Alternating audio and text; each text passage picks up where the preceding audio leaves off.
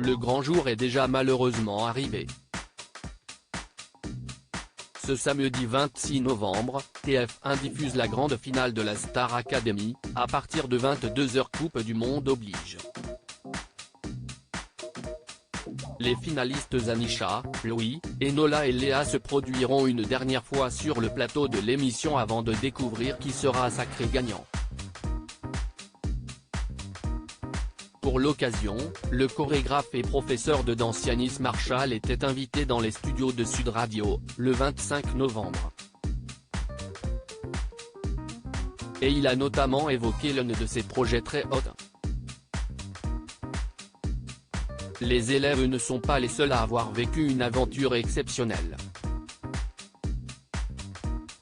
Adeline Tounayouti, professeur de chant, Laure Ballon, professeur d'expression scénique, Pierre de Brouwer, professeur de théâtre, Coach Joe, professeur de sport, Yanis Marshall, Lucie Bernardoni et Marlène Schaff, les répétitrices, se rendaient compte de la chance qu'il avait de faire partie de cette expérience.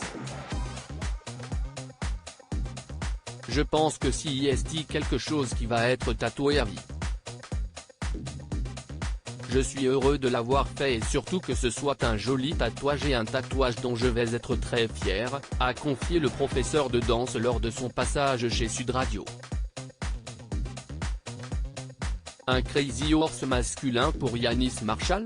Yanis Marshall s'est ensuite réjoui de ne pas avoir été comparé son prédécesseur Kamel Wally, qu'il connaît et avec lequel il s'entend très bien.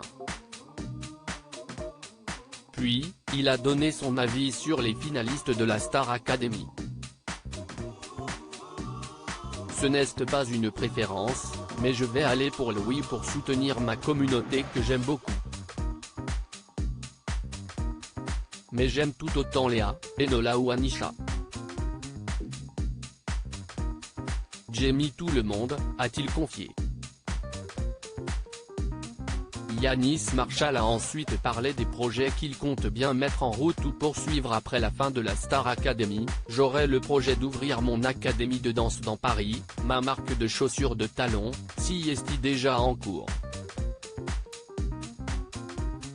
Et j'adorerais avoir mon cabaret interdit aux moins de 18 ans, un peu un espèce de Crazy Horse masculin. C'est-à-dire une petite salle très intime, où on peut boire du champagne et voir des hommes nus. Un projet qui devrait attirer du monde.